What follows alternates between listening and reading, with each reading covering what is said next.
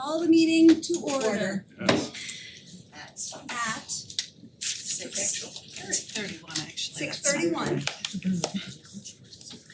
Stand for the pledge.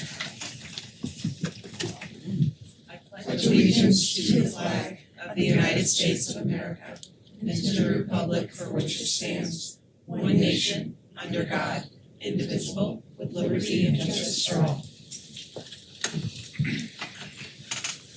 So we'll start off with public audience. Seeing none. We'll move on to our committee and reports. Yes. For the elementary schools, Latimer had their 11th annual Run Back to School 5 today. Terriffill 6th graders leave for Camp Jewel on Wednesday, October 9th. And then Tooten had their fall walk/bike school event. The Simsbury Fire Department also visited Tooten in Squadron. Squadron had their carnival and their fire prevention day when they came to visit, and also had their bike and walk to school day. Simsbury High School has their PSATs given tomorrow for 9 through 11th graders. Seniors will be given the opportunity to work on their college and trade school visit worker applications. 1 acts are starting at the high school for Saturday, October 19th. The school counseling office is offering virtual sessions for parents and guardians called Fostering Flexibility and Fortitude, Raising Teens to Get Ready for the World. And they also are working on their French exchange collaboration with Simsbury and Granby. And also the child development class is starting on the 16th. And then for Henry James, their Spirit Week was September 30th. And also their author for their summer reading came to visit them at their school. Thank you. Josh? We had our communication subcommittee meeting this past Friday. Covered a lot of good topics there, so I'll hit on some of them briefly and can take any questions. First one, we talked about Latimer Lane project, how that's going. Principal Lizzetti was able to join us. Looks like they're going to have everything handed over to them within the next 4 weeks. So around Election Day, all the furniture and everything will be in. So then the discussion for the communication committee was, what do we want to do about an open house, a community, things of that nature. So what we're looking at doing is an event prior to the November 12th Board of Ed meeting, doing it on site at Latimer, have something 5:30 to 6:30. Include some teachers, students, PTO, town officials, things of that nature. Still working out those details. So more to come on that. That'd be on the 12th. Then that Saturday, the 16th, we'd open up more to the community, the public, an event, something like maybe 10 to 1. Again, still working out the final details. Some of the thoughts there was around like the 6th graders giving tours every 15 minutes to the groups, going around the school, really letting the community see the impact of that. So that was pretty good. So communications wise, things will be going out from the PTO, potentially sandwich boards around town manager communications, Matt, your communication, the different school communications, and then certain like targeted invites like the senior center. So a lot there. That was topic 1. And then as far as other topics we hit on, Vision of the Graduate, we've had 2 videos out. We talked with Dave Christine on the next 2 videos. The collaborator would be video 3, and then communication would be video 4. So some ideas there. So he's going to take that away and circle back with the committee, and then we'll share more as we have it. Then we actually talked about a piece of communication called the Communicator that used to go out twice a year, winter and spring. Kind of went on hiatus. The last one was winter 2023. Talked about bringing that back. So that's something everyone was in favor of. Looking at something January and May. We had previously had that. So we'd go there again. Some of the topics for the first one could be what happened at Latimer, some of the strategic planning stuff, leveraging some of the stuff from the loop that goes out, some of the sports and different, clubs and groups that, their achievements. So again, some stuff there. We talked a little bit about even like the student perspective. So something about some of our Board of Ed reps, kind of the updates they give, we can leverage some of that if, they're open to it. So again, we're really just kind of brainstorming on what the communicator could look like. So that was good. And then the final thing we wrapped up with was just kind of a discussion, and was more to talk about when we meet again, look into it more, budget mailers, really more of getting out there on the budget process, what goes out when, keep everyone informed, kind of get people out there, in the know, kind of making them part of it. So we'll talk about that some more. Our goal is to meet, we met in October, and then January, April for that subcommittee is kind of the cadence we're looking at, kind of like a quarterly type thing. So that's where we're at. Little bit of info there for everyone to take in, but if any questions, I can certainly address them. Good calendar. Jessica. I have nothing to report. I think I'm all set. Josh gave a detailed Yeah. communications committee report. We have our first finance committee meeting this Friday, so more to come on that. Yes, of course. Recently, we had a Eastern School Board Association meeting with all the New England states, Pennsylvania, New Jersey, New York, Delaware, Maryland. It's a regional fall meeting, and we all just get together from our state associations and Board of Education, and we just basically have, roundtable discussions and speakers. And some of the big things that came up were priorities in public education going forward, especially after the election, because that's around the corner. And so we had great discussions on that, priorities, enhancing communications with constituents, which is going to be important for many states, obviously cell phones, and then another one, studying the superintendents and how that is affecting all our states. Well, not just our states, but across the country, and what the landscape is. We also talked about some real important areas that are going to be coming down the pike, artificial intelligence in education, and how do we address that as educators, as board members, across locally, statewide, and across the board, because that's going to be something that we're going to bring forward to Congress and here to Hartford. So these are real priorities that we're talking about, and obviously we're going to need input and help with what's going on, because that's one of the big areas. Local control and public input was another thing that my colleagues from around the Eastern region talked about.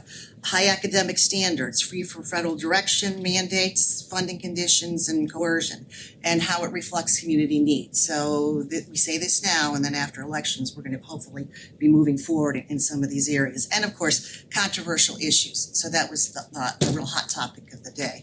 So these are just some areas that are going to impact our districts in the Eastern region. Each region is meeting around the same time, but it's interesting to have some of these collaborative discussions.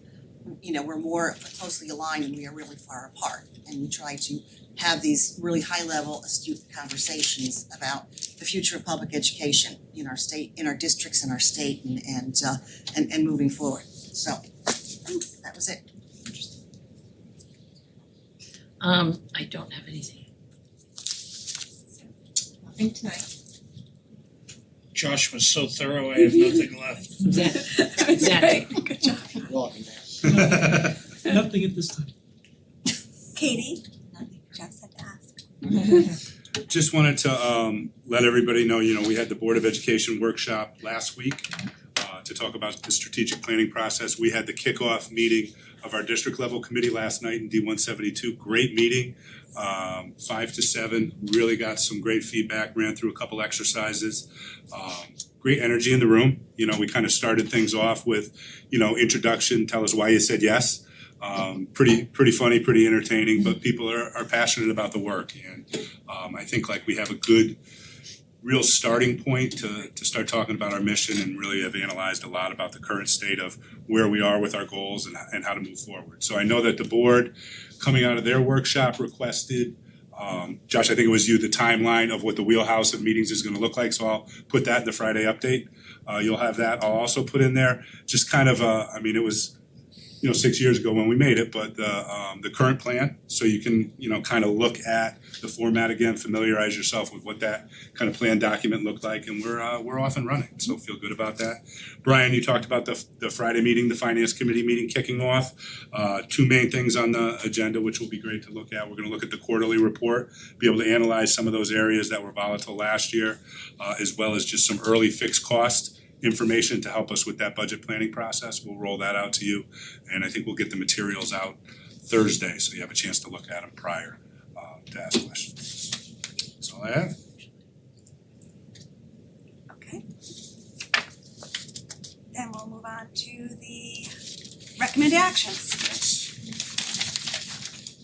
Approval of minutes of September 24th, 2024 meeting.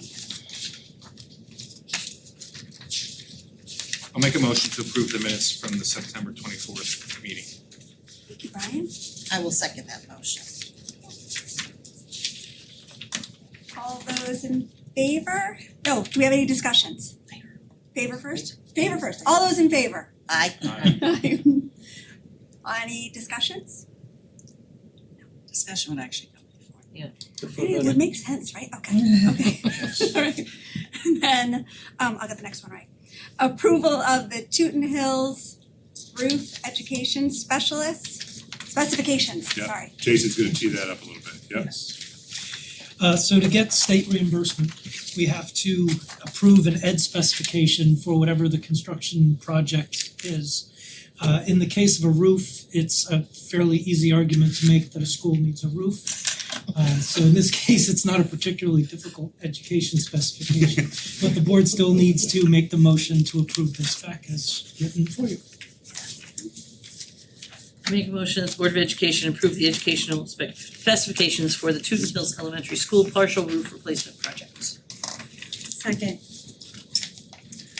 All those, discussion? Okay, all those in favor? Aye. Favor? We're off and running. Excellent. Thank you very much. Okay. Have a good night, Jason. Take everything with you. No artifacts. Teamwork. Okay, now we are moving on to information and reports, and my favorite night of the year. I won't take any offense to that. Okay, sorry.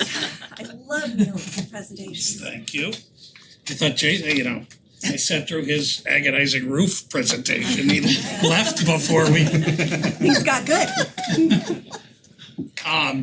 So we're excited to reach the moment where we get to present our data from the October 1st report. I always begin with a thank you to our enrollment and transportation coordinator, Laura Shellman, who works behind the scenes with me to make sure not only as the first contact of the district, the person who registers every new family to the Simsbury Public Schools, but tonight we're also going to highlight another element of her wheelhouse, which is our bus transportation based on, so she will be fact checking me from home tonight.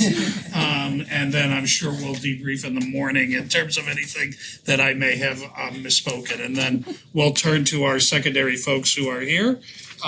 But with that said, I hope you all had a happy and healthy October 1st as we counted the children. It's been a week-long celebration here as we got the exhibits ready, and we got some new stuff for you this year. So we've got the traditional, but a few, I think, interesting new wrinkles. So with that said, the key number is in your lower left area there. For the official count, drum roll, ended up at 4,061. So a number of these slides are gonna compare it to that number that we landed on, 4,061. And we begin with this slide that compares where we were on October 1st a year ago. It's actually a pretty interesting pattern in that we are significantly up in the middle. When you see the 7th and 8th grade, And Scott and Jacqueline will certainly highlight this when we get to the middle school portion of the report. But 53 more students in just 2 grades, and yet you can see declines of nearly 100 students between the elementary school at 32 and the high school at 64. So when you add that all up, it's down 43 students from last year. And we'll in a moment catch up to kind of historically where that is, but we are pretty much in a period of very stable overall population in the school district. To break down the elementary school, of those 4,061, 2,145 of those were elementary students, down 32 from last year. Where were we down? You can see that at the top of the slide, Central and Latimer were virtually no change. Down pretty significantly for a small school from Terriffill. We're down to 236 students this year, down 27 from last year.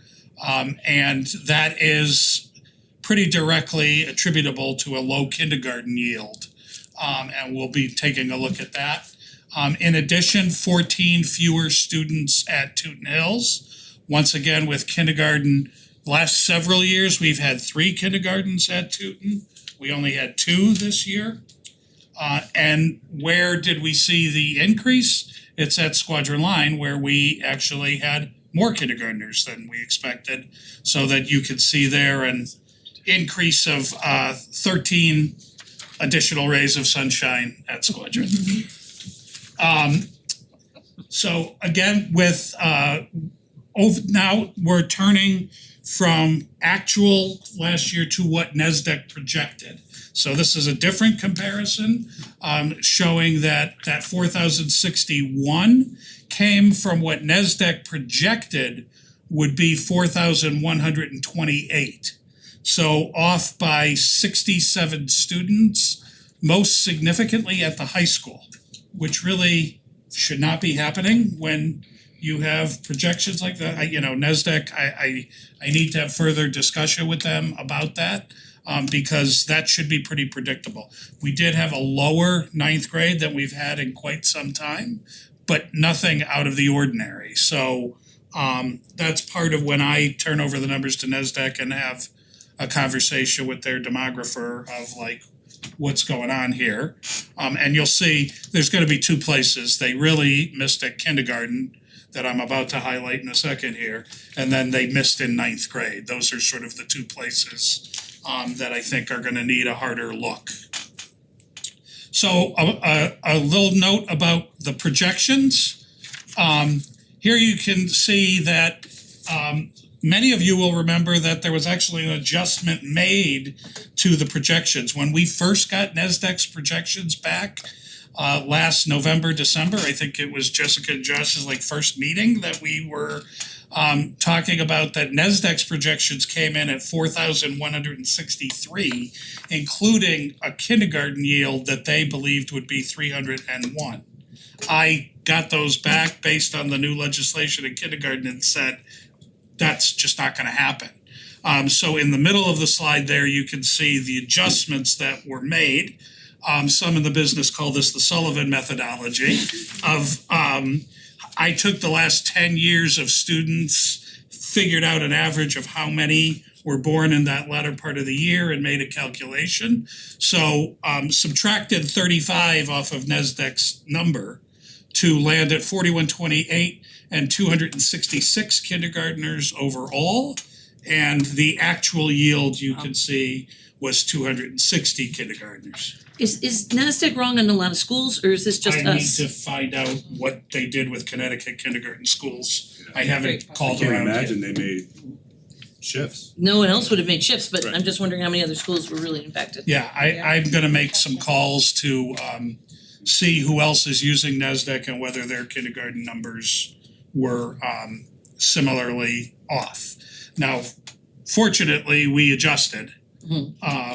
But if we had used the 4,163, NASDAQ was actually off by 102 on their projections and not Wow. 67. So that's something that I think is important to note. This again is looking at those projections, again, with the adjustment, the kindergarten number is only off by 6. They, I think they continue to have lag data from many years ago when we would see increases at first and second grade. Some people would send kindergartners to a full day kindergarten somewhere. I mean, we've had full day kindergarten for over a decade now. So that notion that our first grade and second grade are gonna increase is just not gonna happen anymore. So they were slightly off there. The fun fact of the year is we had so many move-ins in 4th grade. And 4th grade at Squadron Line. If you are a 10-year-old, you found your way to a Squadron Line neighborhood this summer. We had something like 13 move-ins of 4th graders over the course of the summer. I've never quite seen one grade get impacted like that. And then you can see that 9th grade little bit of a anomaly that they were low. I mean, we're low and they did not see that coming. Did we have more kids maybe go to private school? We did, I looked at that. I mean, we can pretty much, we always have a drop. 8th to 9th grade is always a drop, and it was no more of a drop than it typically is. So I'm not sure. So they just have more like of an in-migration number baked in there than Could normal? be, Yeah. could be. That 4th grade was I'm pretty sure it was last year, wasn't that the smallest, cause that's the COVID year. They started kindergarten Yeah, during COVID yeah. and they were like 290 or You're right, something. they've gotten Yeah. to a healthy Right. number 300 from when they started. Cause they were down in like that 260 number when they started. So they have actually grown pretty significantly in their post-COVID years. This is, again, this is more, I'm interested in this slide of seeing how they're doing. And again, when I turn to them, I consider them off to be off by 102, not 67. But we made an official adjustment to the projections, and so they had 2 good years before this. One of those was not their year. One of those was when we were using Malone and McBroom. And then so that we had a pretty accurate profile until the last 2 years. And I would expect that they're gonna adjust projections down when we get them back next month.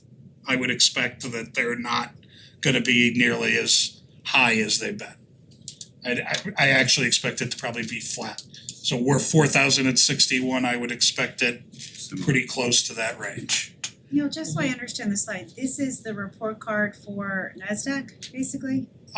It's hard to say, Jessica, because for about 3 of those years from 2019 through like 21, 22, we used a different company. But the other ones, like the plus 83 and the Yeah. plus 102 and the minus 105, that's NASDAQ? Yeah.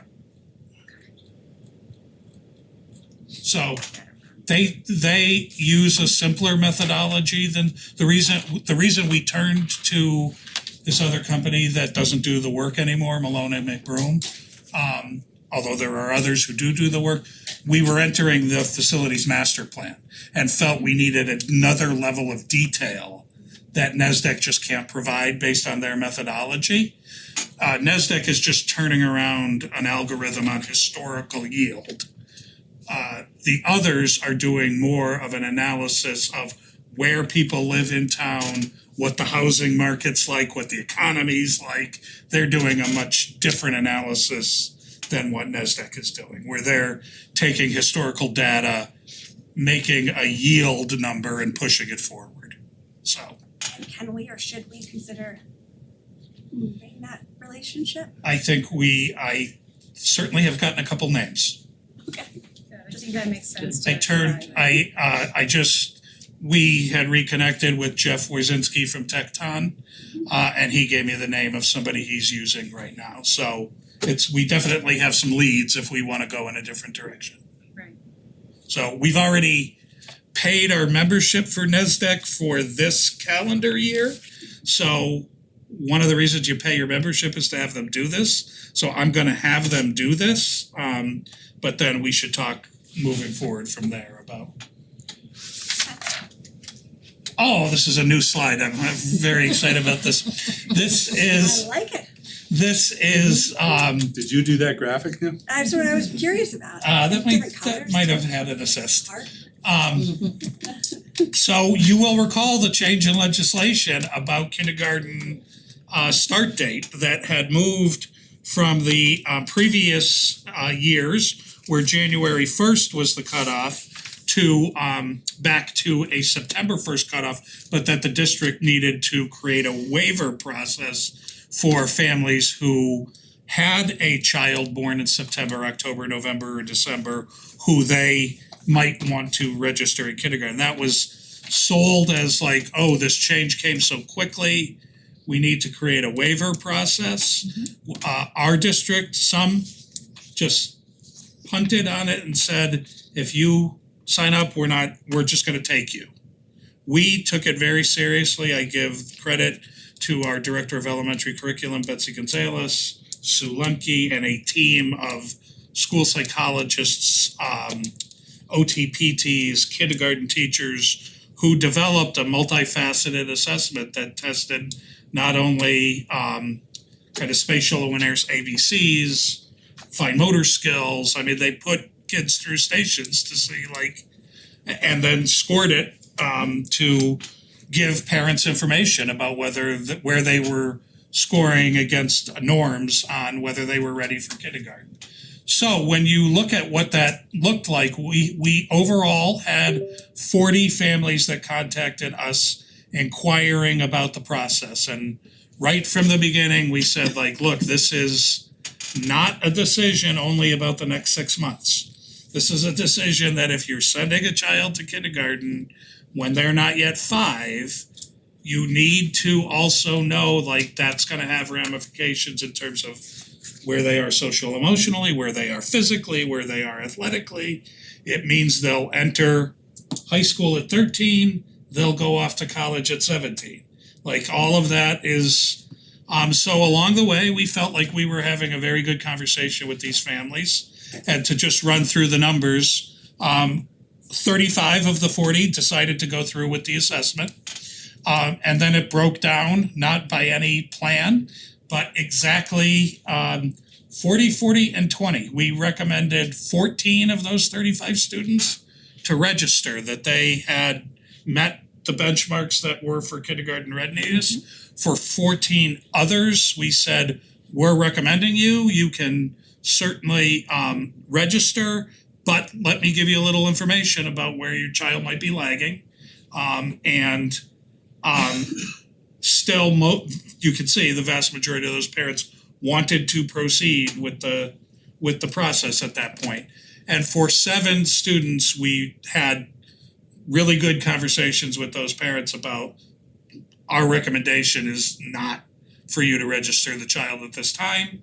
And they said, thanks, we'll see you next year. So of the 14 in the first 2 categories, 13 of the 14 enrolled in the first category. 1 actually moved before kids starting kindergarten.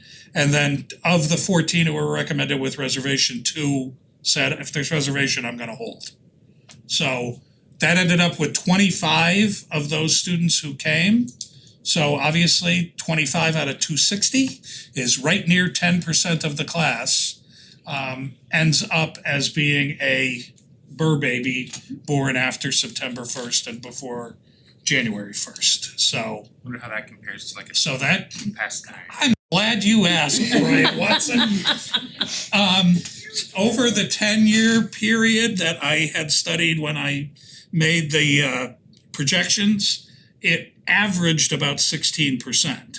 But there were a couple of years in there, almost pushing 20% of the students were born after September 1st, and another couple of years where it was over 18%.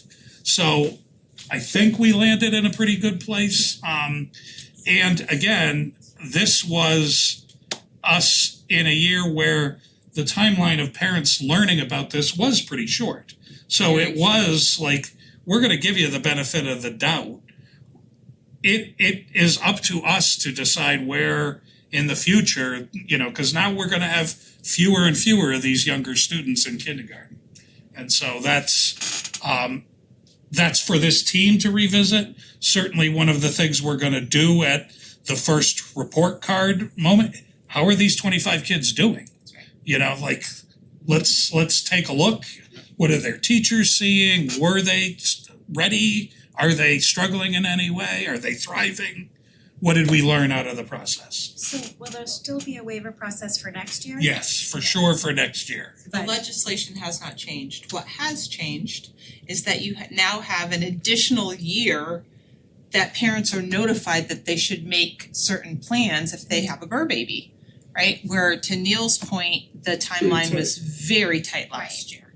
Legislation comes out, we have to get a waiver process, and we wanted to get that going pretty early on so that people could make decisions, quite honestly, about preschool or Yeah, about no, other makes- arrangements. Makes perfect sense. So next year we have the waiver, the year after, do we have the waiver also? Or is it up Until to the us? legislation changes, you will, You'll always have a waiver.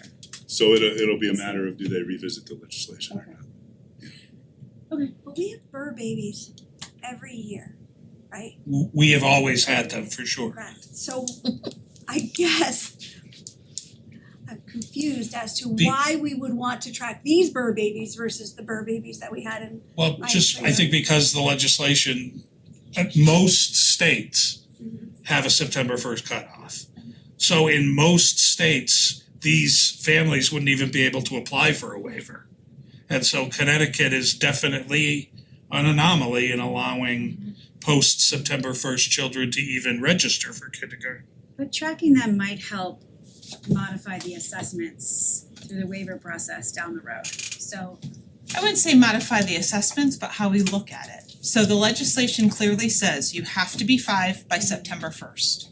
But you can apply for a waiver. And it's up to the schools, it's up to the school what measure they use, whether they say yes or no, because legislation says that you have to be 5 by September 1st. So we actually, in the parent conversations, we had mandatory parent meetings before you could apply to a waiver. And we shared with them all of the data relative to social emotional development and academic success of our burr babies. Like we pulled all that, shared all that, so that parents can make informed decisions. Talking about historical data. Historical data. Cause I would have Is there a way thought, we could get that? I'm just curious, as you're talking about this, I'd be curious on the reports, just what that looks like when we're talking about this Sure. perspective of like, There was a variance in. yeah, that'd be, Oh, there is. There's I can quite a share all the variance in data achievement. slides we've. Oh, yeah. it'd just be interesting to know like when we're letting this in, like what it's coming with, right, parents' decision and everything. Two numbers, just more curiosity, anything in the process, the 40 to the 35 and then the 7. So like just out of curiosity on the 5 that inquired but then never took any action beyond that, was it just you explained it and they were like, we're just gonna stick with it, like not go, right? So 40 people reached out and only 35 got assessed. I think the other 5 were like, we'll just stay in daycare, do some. Some just made individual decisions. I can't say that we tracked all 5 and followed up and said, okay, why are you dropping out of the process? It was just, we've decided to not move forward with the waiver process and we let that go. And then the 7 not recommended, did they have an avenue of like appeal or second guessing, or was it more, we appreciate you giving us the assessment, we understand, maybe we agree, and we'll just go this route? We made sure that we had individualized conversations that were supported with these results. There wasn't an appeal process. Thank you. You're welcome. They did get a conversation though. 100% individual conversations. Yeah. All right, that's our kindergarten assessment process. That was one of the new wrinkles, I hope you liked it. This is one we've always put in here, just looking at the overall 5-year trend. I don't love this one this year because the 3960 was our deflated COVID number. So that's the lowest that so I went back a few more years. And when I said at the beginning that we are at a very flat period, if I took the 2017-18 number, so if I go back 7 years, 4,036. So over 7 years' time, you're comparing 4,036 to 4,061.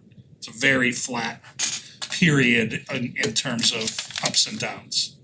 This one has tracked the elementary when it went from that period, 2005-6 was the height, and that's why we keep this graph built that way.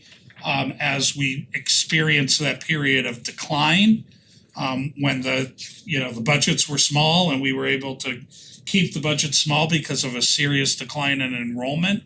And then for about the past decade, it's where you hit that period of flat and then going back up.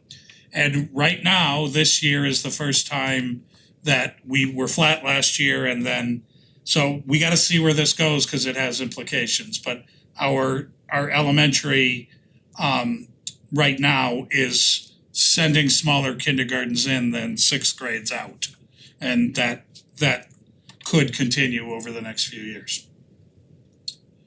And Neil, on Sure. that, I'm just curious, so it looks like the K kindergarten enrollment, or K through 6, right? Pretty much everyone balanced between all the other schools except Terriffill, right? Yeah. Like 27 out of 32. Anything on that, like town-wise, like home sales, or was there, right? Like it seems like everyone else, right, pretty much ebbs Yeah. and flows, but that's it, like you said, that's like 10%. We had anecdotally between Laura and I a number of families who moved from Terriffill to other places in town. Yep. And we had a summer with more withdrawals than registrations by a little bit, but that's usually reversed. We usually have more registrations than withdrawals. So those would be the couple of things, but I don't think I could get any more specific about Terriffill other than that. It's just that low kindergarten yield, and we're gonna look at that with the class And size. prior to that, I'm going back and thinking about the trends and what the projection looked like. It continued to look like an increase at the elementary level for a few years, right? Yeah. And we had So the it's gonna be biggest, interesting to I feel like you said respond like to. last year or the year before, we had like the biggest kindergarten we'd had in 10 years or something crazy like that. Not the last, maybe the one right after COVID, we Yeah, that definitely was had a big, bigger yeah. It's a kindergarten. 300, I think. So, because people held. Yeah, that's right. So overall, again, 4,061 at the top. A little bit of an increase in pre-K because we added a classroom, 117 students, which is now 3 classrooms at Squadron Line and 2 brand new beautiful preschool classrooms at Latimer Lane. So we've now split the operation of the Children's Academy, 3 and 2 between Squadron and Latimer, and that did allow us to increase to that start of the year, or that October 1 number of 117.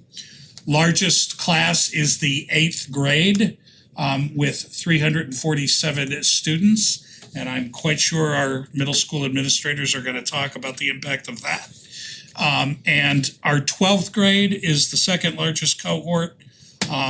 And 12th grade is always inflated a little bit because this is where you count your 18 to 22-year-olds in 8th grade. So the actual size of the at Simsbury High School 12th grade cohort is like 313.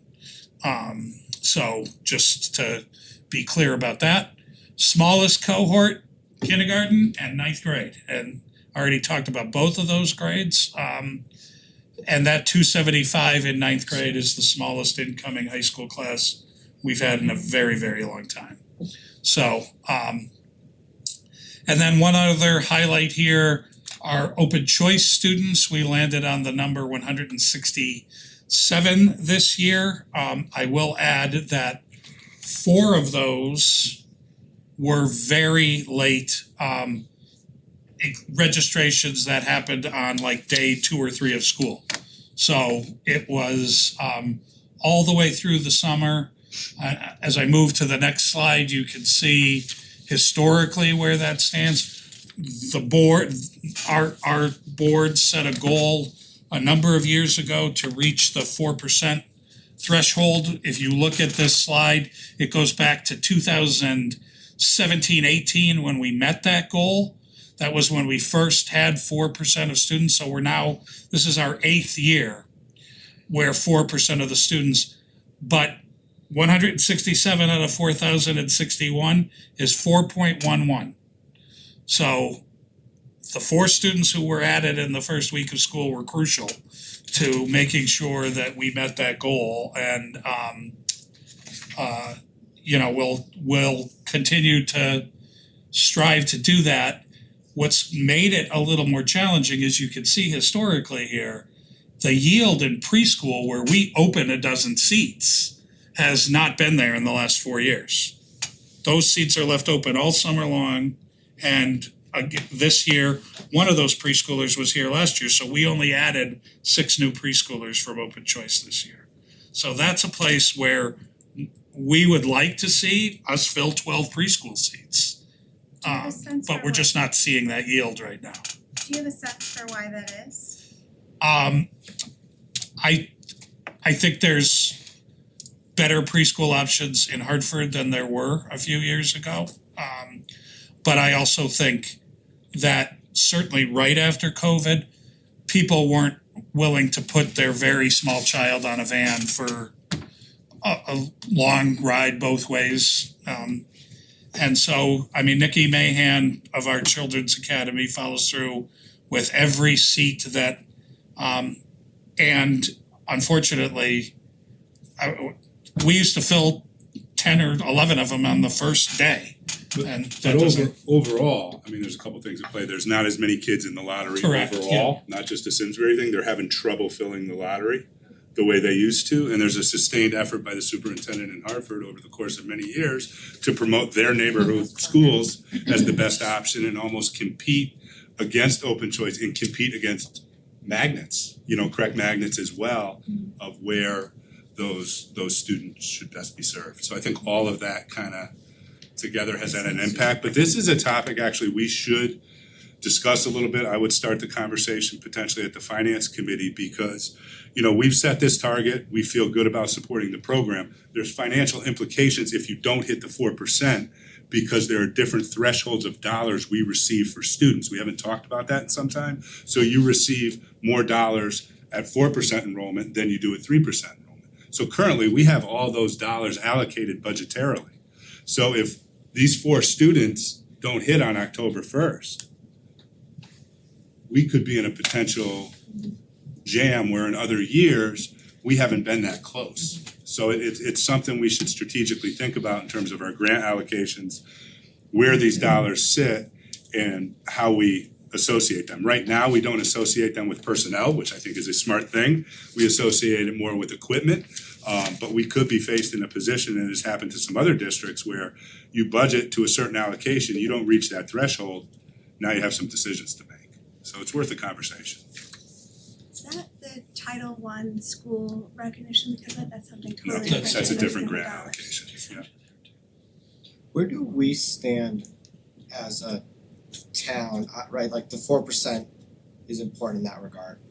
But what you said before that, the superintendent or the board of Hartford, I wanna keep my kids home, right? I wanna, and reasonably, the ones that would wanna leave for other opportunity, if you can convince them to stay, cause things are getting better options, that's the talent we wanna keep, potentially.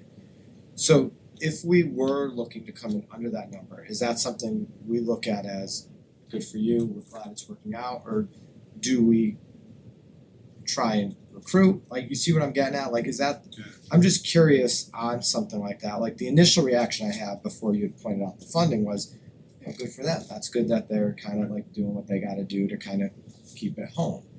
But is that something that if we have the seats and the seats are just not being used, do you do something more? And I know you said something I've talked about, it would just be helpful too, to kind of like know prospectively when we say something we need to talk about, is something we just adjust accordingly, or we try and do something about it? Just something to think about. Yeah. Yeah, not looking for an answer, just something we say we gotta talk about, like what's the perspective going into those conversations? Historically, large supporters of the program, initial program in, so that would be a pretty robust kind of conversation. You know, there are marketing efforts and different, you know, reach Fairs outs and- and fairs Yeah, that's what I'm and things we can do, but Right, yeah. is that something? Yeah. Do we know too also if so we stay pretty steady around 4, like surrounding towns that allow open choice, what that's looking like? Again, not Yeah. on the spot, but something to consider for that conversation. We are, I would call us better supporters of that with 4% than most other districts. Got it, thank you. Is there a significant dollar differential between 3% and 4%? Can't remember, I knew that question was gonna come. I can't, I can get the It's- threshold for it. I think it's about $2,000 per student.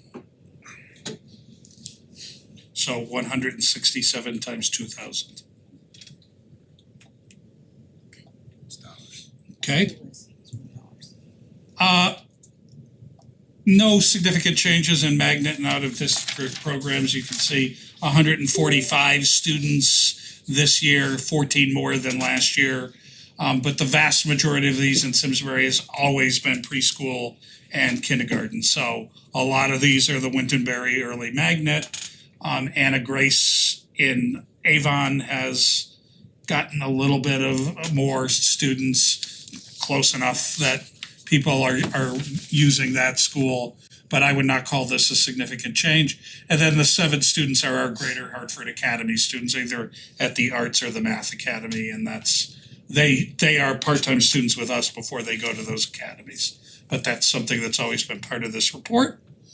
We added this part of the report during COVID because it had that significant increase from around 20, low 20s of homeschooled students, and then obviously during the year of 2021, we saw the dramatic increase up to 46. And then I came to this presentation and said, but it looks like it's getting back to normal. And now I don't think I can say that anymore. So I think this should be continued to be monitored. Because 40 and 30, 40 is not a number we saw previously in terms of homeschooled students. So whether people did it and stayed with it. enjoyed it and stayed with Be it. interesting to look at. So this is the one part of the enrollment data that's tracked through Sue's office. Debbie Ackles, her administrative assistant, tracks this. And she does keep how many years have they been in homeschooling. So we can do a little better analysis of that. Does she track what grade those? Yeah. kids We come can from? certainly find all of that information and give you a cohort kind of group. We had 3 of them just in the past 2 weeks share their intent to homeschool, so. And is that 3 families or 3 students? So the 40 Three students is two 30 families. families. I'd be interested to see how it breaks down by grade. Sure. So that's our homeschooled, and then turning to our tracking of the complexes that have gone up in town over the past decade. This was something we added a few years ago. I've now separated it out. So this is now color coded this year. It's very fancy. I like Thank it, you. looks great. Very fancy. And the Is that your first, work? I got help with the color, yeah. I separated them, but I couldn't color code. The top in the blue are the developments that are single family homes where you would expect to, in some cases, see more children. Not so much in Carson Way, which is now built out, or the condos behind Millwrights, which is Mill Pond Crossing.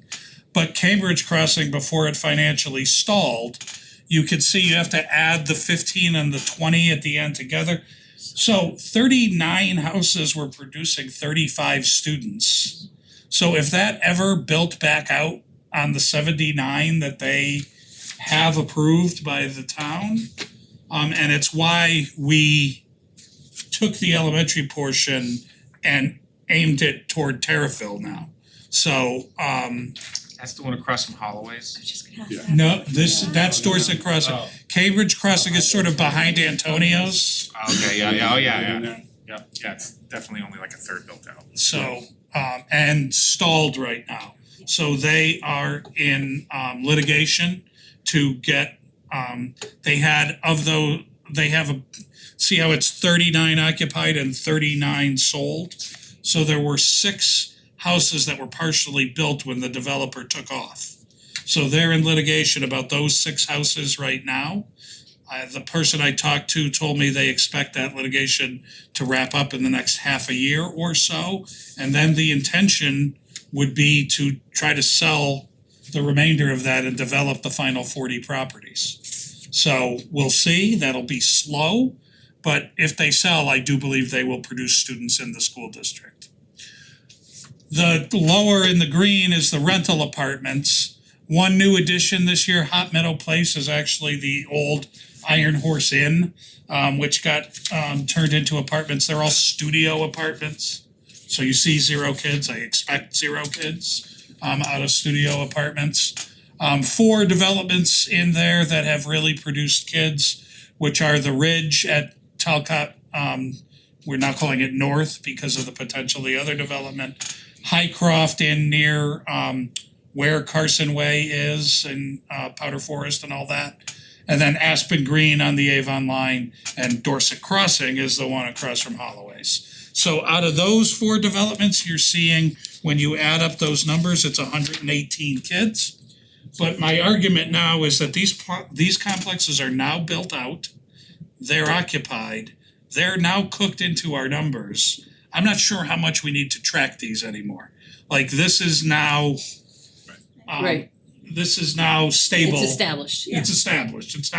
It's not gonna give us any more surprises. So I'll continue to track them for the interest's sake, but I really don't think in the way that 5 years ago, we were really looking at these We're not numbers. gonna see a trend change. No. So where you might is on the yellow, which is the proposed apartments, all of which are 0s right now.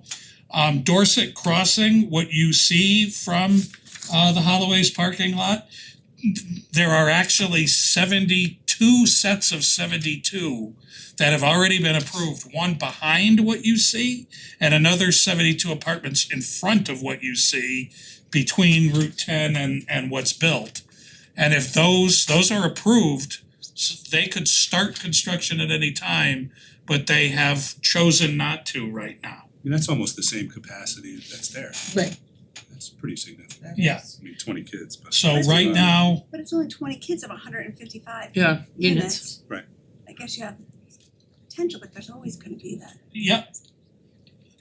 Iron Horse is on the opposite side of the fields where the band shell is. 175 units that are approved by the planning commission. They have laid some pipe, but otherwise not started construction, and they've been approved for a good 2 years now.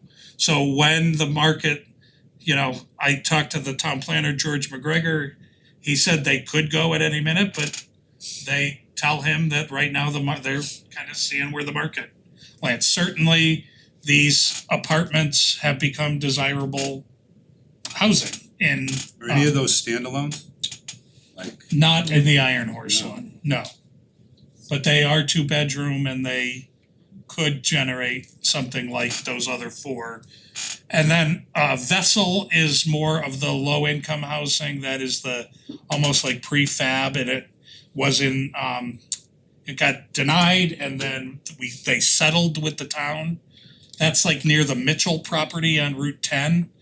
But it's almost all 1-bedroom apartments. I don't expect students out of it. A year ago, we were here talking about 580 potential units on the Hartford property on the ridge at Talcott South. That number got reduced to 432, brought to the zoning commission. And in February of this year, the zoning commission said you can't move forward. So the developer, Silverman Group, is sort of reassessing what they're gonna do. But right now, the latest proposal they brought forward for 432 was denied. So they're regrouping. I would it's imagine gonna come back. it'll come back. Yeah, how much control do we have if we look at our numbers? Like Iron Horse, for example, 175 units when that gets going. If you're seeing a decline at Terrafil, what control do you have to push that way? Or that's not that far bus wise, right? Is up the Yeah, street. we could, so That's what to consider, I would say, right? Like we're in same with that bottom one, yeah, right? Latimer, right? Yeah. Like consideration. I like that none of these have squadron, right, listed next to them. Correct. Because obviously, that's what I'm saying, like how much, right, like it's hard to move established setups. Like I like what you Yes. did with Cambridge where Yeah. if you were there, but if you're new, then that makes total sense. So just something to think about if we're trying to look at numbers going into next year, this And is we'll where you have- could be strategic. we'll have lead time once we know Yes. construction starts to say, Yep. you know, what are we, Right. Yep. swing it right down from Westminster's front gate where it picks up Terriffill. Yep. This is the historical of these new developments. We're actually down 18 from last year. We hit the high water mark last year with 196 students from these various developments I just highlighted, and it's down slightly. The trend there, I can tell you, is it's actually at the ridge at Talcott North. People move to Simsbury, they rent a unit there, and they start looking for a house. And so Laura Shellman and I could see any number of people who got a 1-year lease there and now have moved somewhere else in Simsbury after they kind of use that as home base to go start a search for a home. So this is the end of the enrollment portion of the report. We, as I said, we've already paid our membership for this year, so we're gonna turn this data over to NESDEC. But I will first have a discussion with them, not just submit it. I wanna talk to the person who's gonna run the numbers about potential adjustments based on what we're finding. We do have a little bit of swing space still in Latimer. Latimer was built for 4 classrooms at each grade. And right now we only have 3 grade levels of the 7 at that level. So in the sense that there are 4 open classrooms, we used 2 of them for preschool. But there's a little bit more space to take a look of, is there some other district need? Could we empty something out from Squadron that could help? Like, that's something to look at. And obviously to continue to monitor Squadron, because in 5 years, they've gone from 28 classrooms up to 32 classrooms. I mean, it is a challenge. And then lastly, and maybe most importantly, based on our recent discussions, doing that analysis of what are the coming 6th grade cohorts looking like if we wanted to go to a model where the middle school became 6, 7, and 8, and what's the population impact of that based on the grades that are currently like 1, 2, 3, you know, like what's that gonna look like when they get to 6th grade? So that's the enrollment report. You asked plenty of questions as we went along, so I'm gonna bring right into the class size report. I start this one and then we'll have our guests, so I'll be very quick because this is not, the elementary is very easy. I'll point you to the middle of the slide where you see how much classroom FTE there is. I actually misspoke last month when I talked about this at the opening school report. I said there was 1 more elementary teacher than last year. There isn't, there's the exact same number. 110 elementary teachers last year, 110 elementary teachers this year. That includes our shift of a teacher in kindergarten from Terriffill to Squadron. So as a result of having the same exact number and slightly fewer students, on the left-hand side of the slide, you can see that the average class sizes lowered a little bit by from 18.9 to 18.3 at the primary grades, and then, you know, essentially the same at the upper elementary grades. Absolutely no classes that are above class size guidelines, that's always a celebration, and a few more that fall below the class size guidelines, but certainly not and there is nowhere you could have found an efficiency. There's nowhere you could have said, well, if I cut 1 more, they would end up being over. So this is what it ends up looking like when you break it down. You're gonna ask me why on some of these, if I look at Central School, second grade, why is there a 15 and a 17? Believe it or not, that's already changes that have happened. Those undoubtedly started balanced. Somebody moves out and they're not gonna move a kid, so even by October 1st, they get a little bit out of balance. You can see if I draw your attention to kindergarten on the left-hand slide, that movement of only one kindergarten at Terrafell. We used that resource at Squadron, so we have 6 kindergartens between the two buildings. If we had done nothing, those classroom distributions based on these numbers would have been 23, 23, 23, 23 at Squadron and 10 and 11 at Terrafell. And instead, what you end up here is 18, 18, 18, 19, 19, and 21. So stand by that decision. The Tooten was monitored all summer long, but remained at 2 kindergarten classrooms, 21 and 22 students.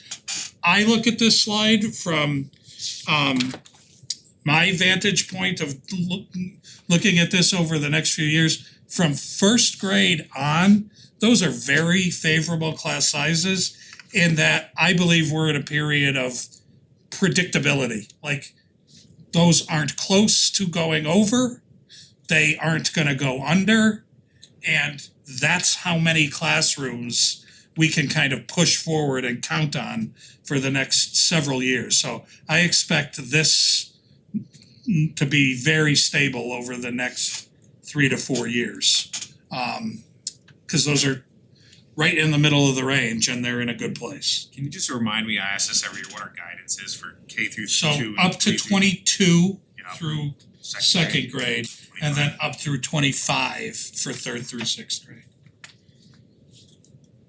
Next question. Sure. The just because I haven't been used to it before and I'm not sure how it works, do all like Central's consistent, but Latimer, Squadron, and Tooten all have, well, Tooten only just now, but really then it's Latimer and Squadron have that fluctuation where it's Yes. 4 or 5, 4 or 5, you know. How do you deal with that year to year? Do teachers just move with the kids or? Principal's discretion as to what's gonna happen with that. And they're in constant talks with their teachers about somebody saying, hey, you know what? I started my career with the little ones, I know I'm in 5th grade now, and a principal will make moves. Okay. And so it was, I can tell you, when Central went through that 2-3, 2-3, 2-3, Beth Hennessy was a newer principal at that time. She was very frustrated by it because she wanted a little more stability of leaving people in a grade level. She got her wish, it flattened out at the end, but it's really principals in conversations with their faculty about what they have goals to make changes to sometimes. And they know which people really wanna stay at a grade level and which people maybe want or need a change. And then you said that we're close, but that 4th grade at Squadron, That was because of the significant move-ins. that could. Yeah, I mean, I suppose that is one that could be close, but Close. we don't see a lot of typically 5th and 6th grade move-ins. I mean, that's not a pattern. Middle school, Sit by myself. Send the wolves. I know. So I'm getting old, I can't read and look down and up at the same time. So as Neil mentioned, we experienced a population increase at Henry James, and while we're 53 students greater, and the building is humming and buzzing, and it still feels like the Henry James community. Our Spirit Week was up, more kids participating than ever, kids have a positive energy. There's just a feel in the building that I feel like we haven't had in a little bit, so that's exciting for us. But it is jam-packed. If you come in the morning before school, if you come in the cafeteria, if you come during passing time, there is little room for movement. And if you know middle schoolers, they like to touch each other and be all over each other. So it's a crowded place, but it's going really well. So we experienced an 8.4 increase in our population. So just starting out, that impacted our team sizes. So last year we had 5.6 teams. So we had 3 complete teams in 7th grade and 2.6 teams in 8th grade. So we had to fill that out and make 6 full teams. So we have 3 teams in each grade. In order to do that, we are sharing staff with the high school. So they had their drop in population. So we were able to absorb teaching staff to balance out our department supervisors. So that's worked out and for our core areas, for our exploratory arts, and for our music, we've been able to share staffing, which has worked out really well. We were able to take one of our social studies teachers and make her full-time, and she's fabulous, so that was really exciting for us too. So we knew from the outset that we would be dealing with large class sizes when we did our averages just in the beginning. Our core classes before, we entered putting kids into power school and balancing classes, we were starting out with a prediction of 23 kids on average for our core classes, which is 2 below guideline. So we knew the minute you add singletons and specialized classes that we were going to experience over enrollment. So you can see that our enrollment in classes, last year we had 21 exceeding enrollment ranges, and this year we have 32. And a big part of that is due to just our singleton courses. So when you start, you've got Chinese or percussion, things that are only offered at one period, one time of day, they start to create restrictions on the scheduling process. So that's had a big impact on our over-enrolled classes. If you've got a student who's taking Chinese, the advanced algebra, and orchestra, all of which are only, happening at one point in the day, it starts to create restrictions in your schedule. So luckily, our 32 over-enrolled are really at 26. We don't have much over that. I did note in the report that we do have 21 classes that are at max capacity, so that are at 25. So if we get any more move-ins or we get anything else, we could be facing more classes that are over-enrolled. And that's in our core area where we have 21 classes at 25. Our under-enrolled classes, again, that's really primarily because of singleton classes that have a lower enrollment, like percussion and Chinese. So that kind of sums up our classes which are highly enrolled. I wanted to point out in the report, our connection class sizes, we've been able to keep those small. That's been a big priority for us. Last year, we really focused on not only keeping the numbers small, but also every teacher, the kids in their connections are a student that they have in class. So the scheduling process for that is really intricate, and it takes a lot of people around the table to make sure that works out. And it's been awesome for our students because they really build a deep connection with that teacher. They build a deep connection with each other. And then this year we're introducing for the first time parent-teacher conferences, and the connections teachers are going to run those. So really having that small class size is important to us. So even with the increased enrollment, we've been able to keep those average sizes down, which has been really good because they're doing goal setting and kind of monitoring student work and having individualized conversations with their connection students. And going outside and having a little bit of fun too. So that's been great.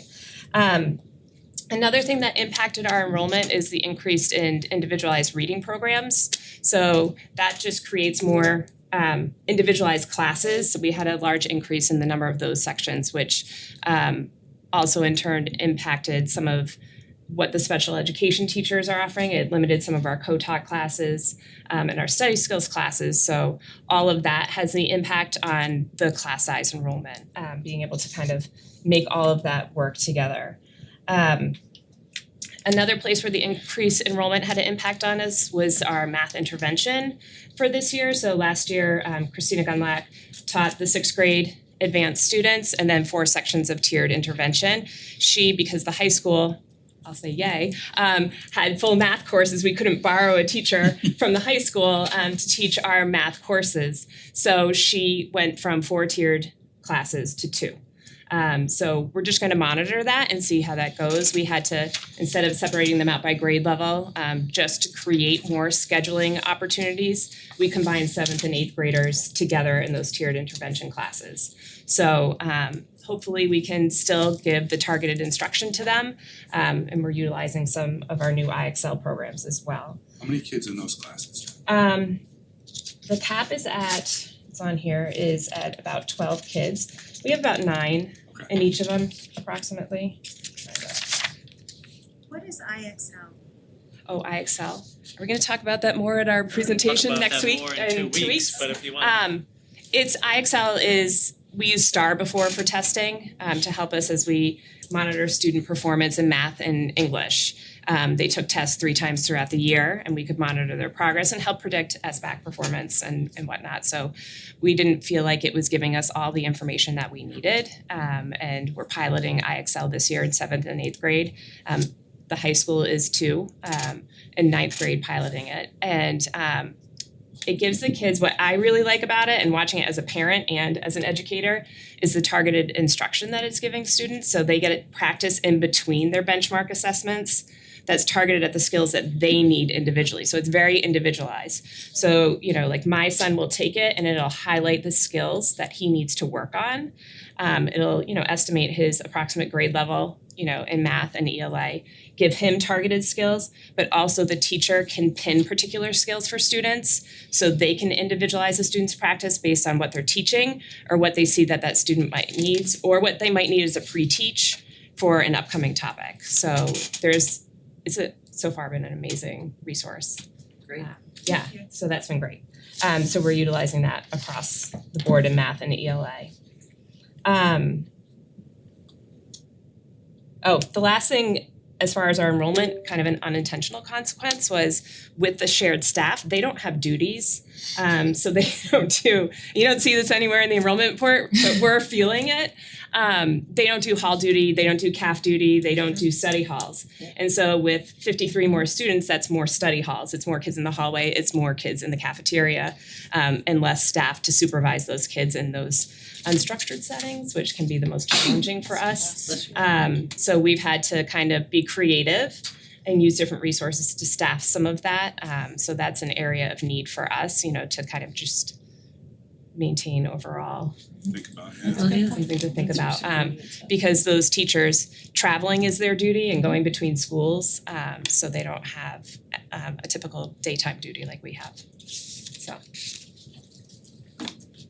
Just one quick question, on your overage numbers, does that include things like orchestra and chorus and those, none of those kind of things? So chorus and orchestra, they don't have a cap necessarily, but you can see if you look at our chorus, like we have a class sitting at 40 students. And we tried everything within our power. I think we had like 10 people trying to balance those numbers so that Jamie Lapine didn't have 40 students in there, but those numbers are bigger.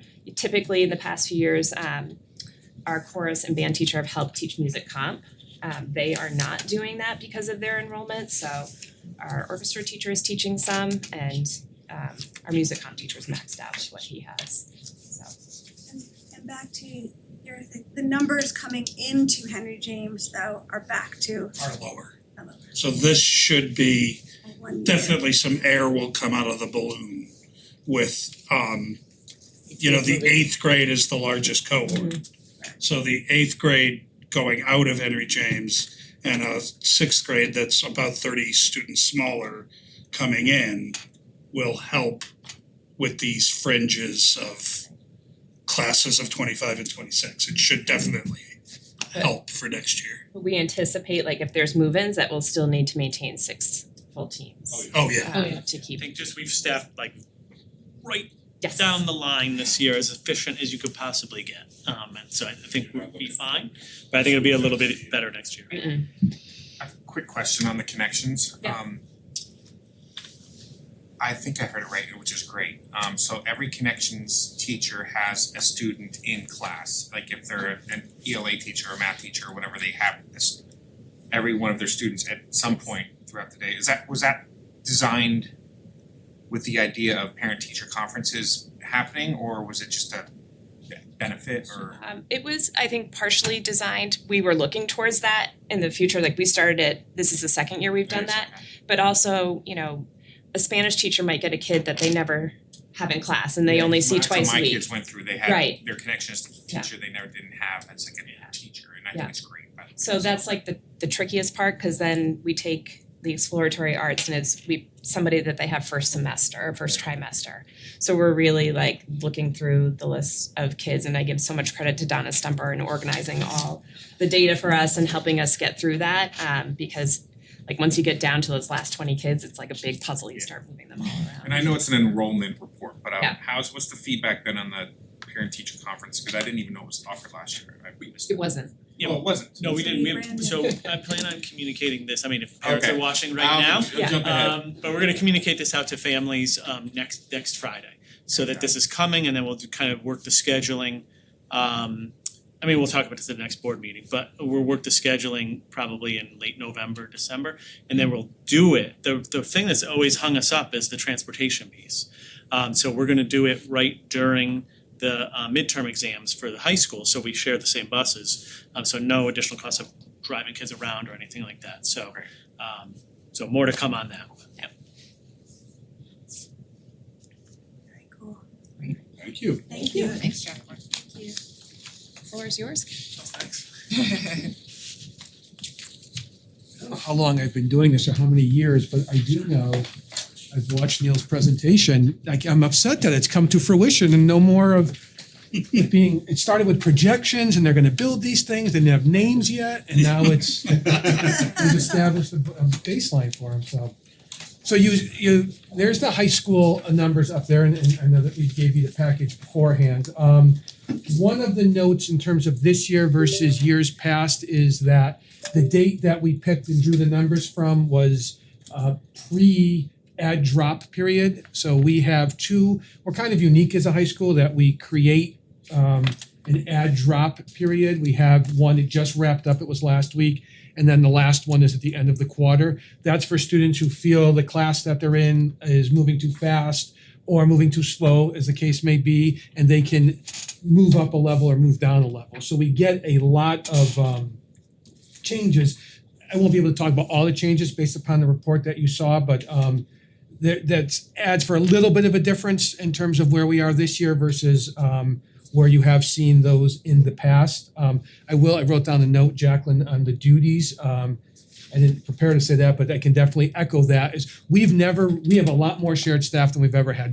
Obviously we have the smallest freshman class, as you saw, they have big numbers, so we've shared, we're sharing an English department chair, we're sharing a science teacher, we're sharing a history teacher. Those are new additions. But for every teacher, it's -4 duties. So -8 duties that you end up doing that you get to do. So it hasn't severely impacted us, but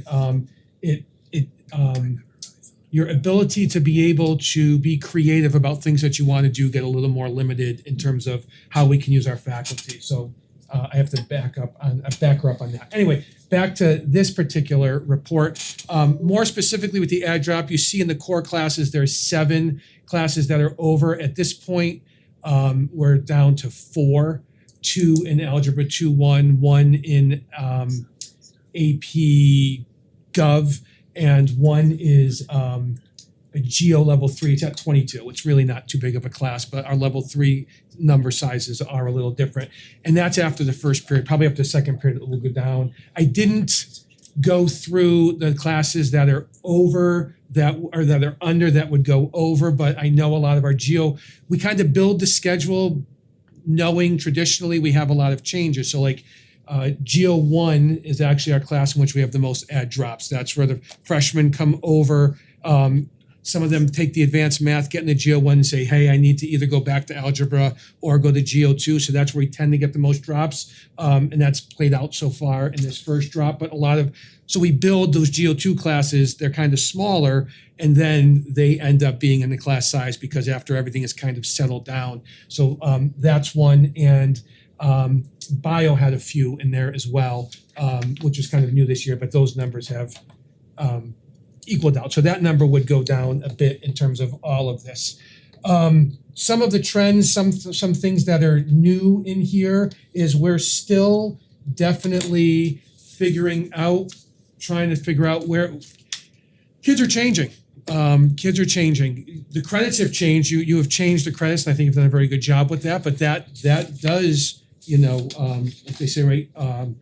Elections have consequences. Credit changes have consequences. Like if you require 3 and they used to require 4, kids take a look and go, hey, maybe I don't want to take a 4th social studies credit. And we see that more in classes like we're not seeing it as much in the higher level classes. You tend to have the same numbers, but our law class, which is an elective, our sociology class, psychology class, not the AP levels that are electives. We used to run 2, 3, 4 sections of those. We're down to 1 of each, basically.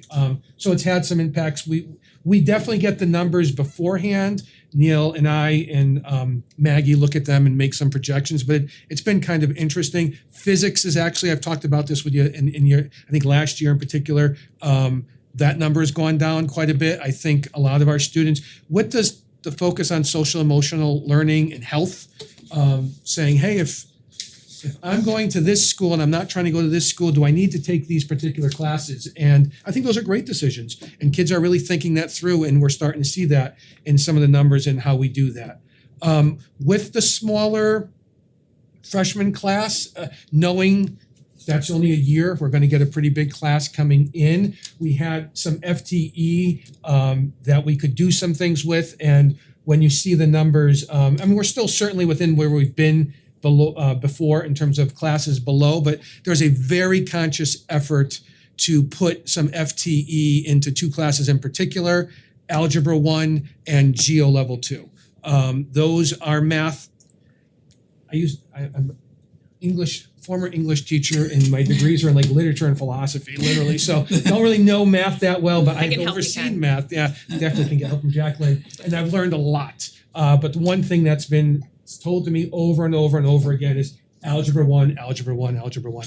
You need to know Algebra 1, period, then we can build from there. So we made our Algebra 1, we only have 1 Algebra 1 class, Algebra 1 Level 2, and those classes have been smaller, and then the next class is Geo. We call it Geo, it's definitely Geo, but since COVID, it's become a lot of review of Algebra 1 to get you ready for Algebra 2. They certainly still do some Geo, but that's where kind of that FTE has been placed overall with us.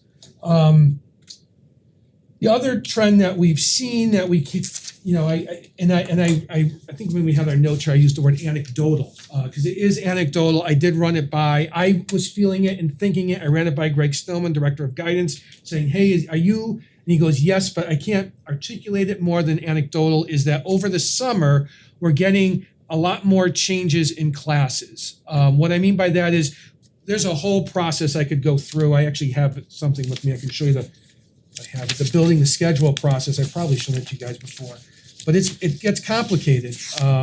This is the process. It's 2-sided, right? There's one side and this side. This is like what we do to get to build the schedule. There's a lot of steps involved, but at some point we build the schedule and the classes are populated, and we had a few more shifts over the summer, and I think it's related to the new credit requirements. People are starting to wrap their heads around them.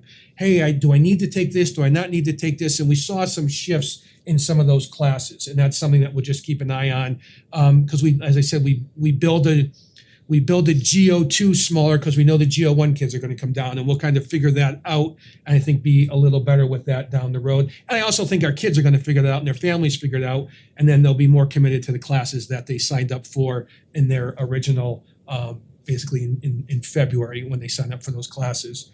So that's kind of where we're at overall. The numbers of the classes that are over have been pretty good where we're at right now. Even like all of the classes, the Algebra 1, Algebra 2 Level 1, the AP Gov, those are teachers who sign up and kind of know what they're getting in terms of class size numbers. It's not like, whoa, where did these things possibly come from?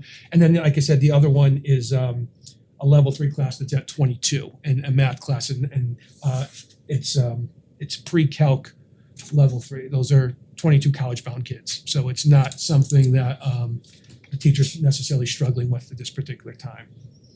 Ken, I have one only because I know we will be asked Yep. later on as we move into the budget process. Yeah.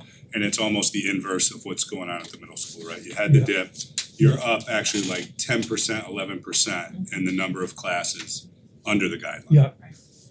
We know, I won't put words in your mouth, larger cohort coming up. This Right. isn't probably an area that we can say, oh, we're overstaffed. We're probably, as Neil said, overall flat as we go into the budget planning process. It's just important to note, right? Right. And Right, that looks like a right, right, significant shift, yeah, but it's actually planning that allowed us to staff at the middle school tight for a year, Yes. hopefully straighten out, and then respond to the cohort coming forward, hopefully. I mean, we scrutinize these numbers, but that just to the eye, if you don't know the story, is like, ooh, right, what happened? That's Right. Yeah. Yeah, but then you And can it- also look the year before where it was Right.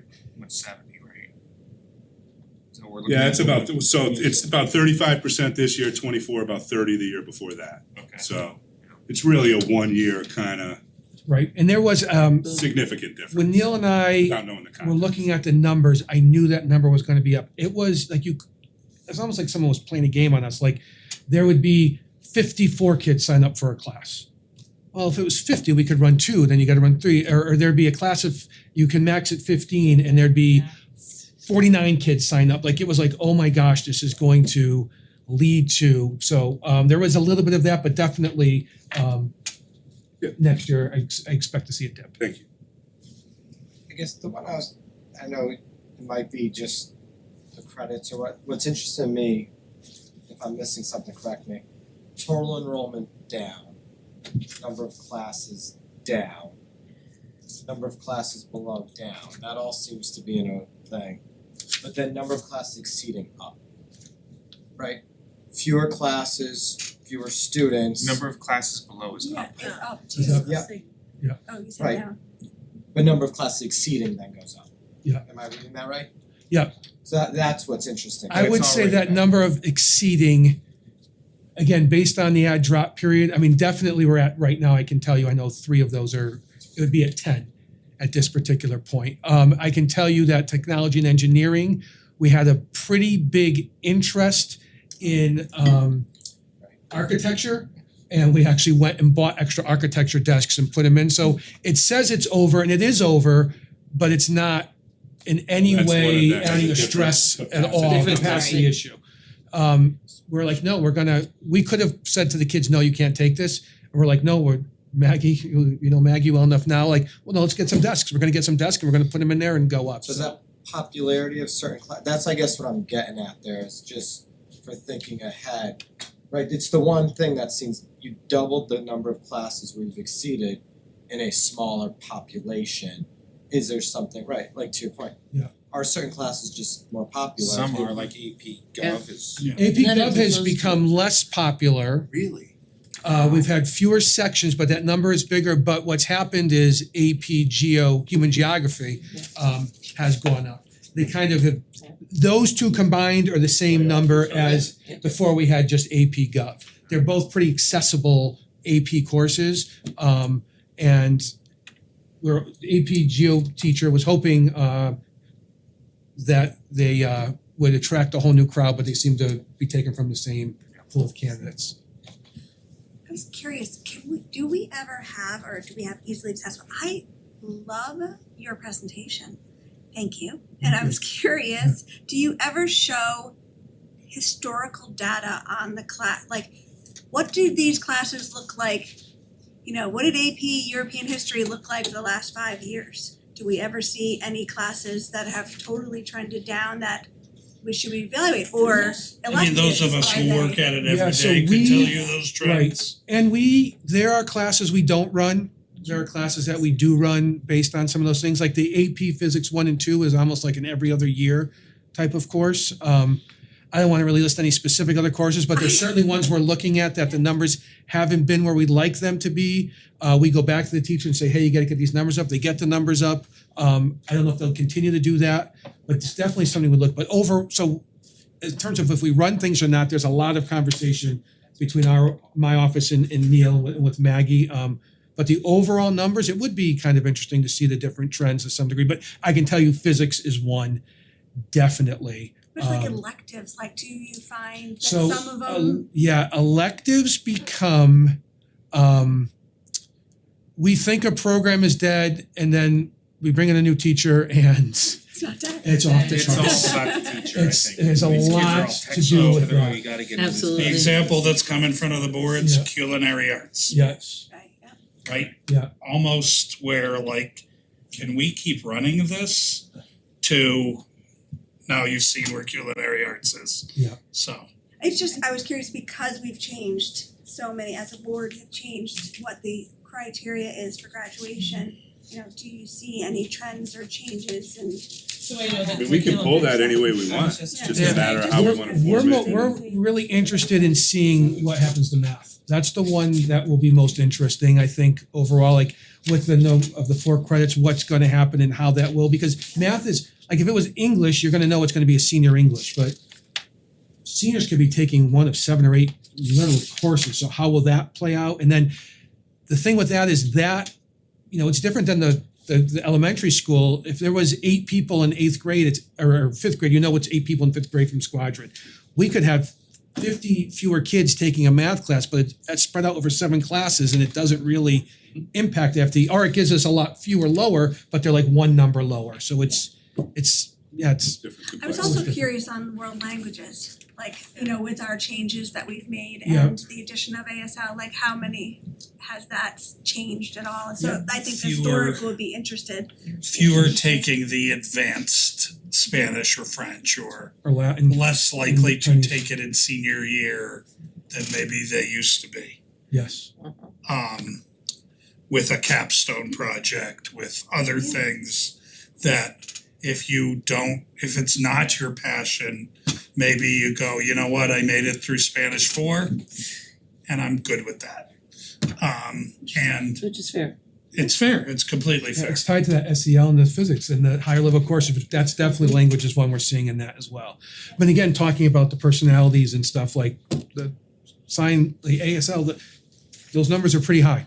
Yeah, You know, those numbers are pretty high and gotta come from somewhere. That was Yeah. exciting. So I Kids think are there's happy. a couple of factors too, Jen, and I know that we've talked at curriculum committee around wanting to provide students more flexibility. And I think that that's part of what Ken's getting at, right? So if I have less of a requirement where I'm mandated to take a certain course in a certain content area, and I'm going to explore, and maybe it is because I have a charismatic teacher, maybe it is I just have more time to take that extra course of which I wanna dabble in a little bit more. So to your point, I think it would be interesting to see where some of those things are trending. Yeah, and just is there any, I won't say negative, but is there any trends down that we would be seeing based on changes that we've done on their to graduation? You know, like in regards to specifically Social thinking, like, studies is an example social he studies spoke or, about. like, you and there's know, definite if you require if you require credits in certain areas, more people are taking those classes. Absolutely, you can take a look at that. You're about to see with a half credit in financial literacy, What happens the with that? business department is going to grow. Yes, I would think so. Well, But it's that's not even out yet, right? They don't no, even but they offer have the that yet. quarter credit, and that is It's actually gonna about Yeah. 8. That's about 4/5 of a teacher's position. Is all of that. So that if we didn't have that, half those kids probably wouldn't take that at all. I'm not arguing we shouldn't have that, let me be Correct. clear on that, but we did, but like that would be 4/5 of a position. Definitely where you say credit should be absolutely impacts things. With that said, what universities say we want impacts things. So whether you say it or not, they're gonna take Well, that's what 3 I'm years of thinking, is world that, like, language. the They're not gonna take language 4 credit. anymore, but they're gonna definitely take 3 years. Okay. They're taking 4 years of math, but other people aren't. But we have a school population that 80% or more are going to a 4-year school. And I think you hit on it, the flexibility, right? I mean, Huge. my kids took full advantage of the flexibility their senior year, right? They didn't Mhm. take calculus, they took statistics. Yeah. They already That's an taken example. Spanish 4 as a junior, so they decided not to take Spanish 5, they took an elective. Or they didn't take physics, they took AP environmental science or whatever Yes, it was. yeah, So, yeah. and they liked it, but I will say, as a parent of two college kids, when they got to college and they had to take calculus their freshman year, they probably wish they took calculus Yeah. their senior year in high school, so. The closest you can take it is the closest you can take it. Correct. Your AP stats is a course that's grown. Correct. People, like, now we're running 2 sections of that, we've used to only run one, and it was kind of small. Because kids are saying, oh, I can not take calc, but I have an AP on my, Yeah. it's perfectly great, legitimate point. So Ken, I just wanna make sure, back to my original, it's Yeah. the 13 over. Yeah. You sound like that wasn't, it's like. It's now 10 the way. It's a snapshot in time, it's Yeah. come lower. You don't see that as a concern, No, and the alternative to not going over would be not allowing kids to take something they may have wanted to take, because you say, we're gonna stick to our limits. So for that to be like a 0 is kids are basically turned away. Yeah. Right, so that's not necessarily a bad number, like I Right. said, what sticks out to me, just looking at it on paper, that's why the perspective's good, is Yeah. you're down 64 students and then you double the amount of classes exceeding, right, something feels like what happened there. Yeah. But in perspective, it's already at 10 and the alternative is turning kids away, so not necessarily a bad number, even though exceeding seems like it would be not exactly ideal. and even like the PE is probably, and I don't have them in front of me, but I think they're like 26, 2 sections of 26 instead of, and all the rest are 25. Yep. I don't know which the family consumer science has been bothering me since I sat here saying, how did I not look that one up? Cause they have pretty serious like safety requirements, so it's probably Child development. child development. development, of that's course. exactly what it is. Yeah, it is, that's what I figured, and that's, got a different range. and it has a different, yeah, so. And that's 3, 4, 5, 6 compared to 2, so the core would be down to, the core is down to 4, which is Pretty good. pretty good. Yep. And it's gonna be well, whatever, it's, it is what it is. Thank you, so Ken. much. Thank you. Appreciate it. Excellent, Thank you. thank you both. Great information. So normally that's where this ended, but you asked about buses, I know what this is. and there Yay, is riding a buses, bus. let's get more numbers, this is fantastic. So, this is 3 more slides about, Thank you. Thank you. thank you so much. Thank you, guys. Thank you. This is 3 more slides about bus ridership and how kids get to school in Simsbury.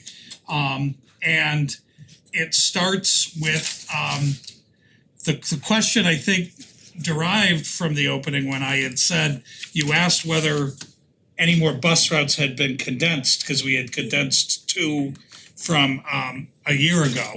So obviously, we used to run 29, we had gone down to 28, and then last year we made a concerted effort to get from 28 to 26 bus routes, which created an efficiency and helped us to deal with a driver crisis, quite frankly. So right now, 26 is the number of buses. 26 is the number of first run middle school and high school bus runs we run. So you got to picture the spider web of 26 buses leaving the Salters lot and going to every corner of Simsbury, as you can see here. And I'm gonna show you the elementary districts in a moment. Like that, it certainly is a ridership issue, it's also a geography issue. Yeah. You gotta get them to every corner in basically about 35 minutes time and be able to get back to the center of Simsbury. So when you take the approximately 1,800 plus students that are in the middle and the high school, 1,581 of those are assigned to a Salters bus. We did this count about a week and a half ago. We averaged how many were on the bus in the morning and the afternoon and came up with an average ridership for knowing that this is incredibly volatile. There are kids who ride the bus one way and not the other. There's the opposite. There's kids who ride it some days of the week. There's kids who ride it only during some non-sport seasons for them. Like, I don't take it during soccer season, but I take it the rest of the year home. Like, so this is always a variation. But what I can tell you is that on the day we took the data, almost to a exact number, half the kids who are assigned to a bus in 7 through 12 take the bus that they are assigned to, either to or from school. So close to 50%. More of those, I can have Laura dig it out. More of those are middle school students than high school students, but you have to factor in that of a senior class, probably 300 of them have a parking spot and are driving to So that school. was my question, the 1,581 assigned. They're still assigned to a bus. Still, so that, Oh, even those if- 300 kids parking spots, so really, you can right away get rid of, that number can Yeah. come down to 12 something, yeah. Yeah, they are still assigned to a bus. You Is that legal? Do we have to legally have them assigned to a bus?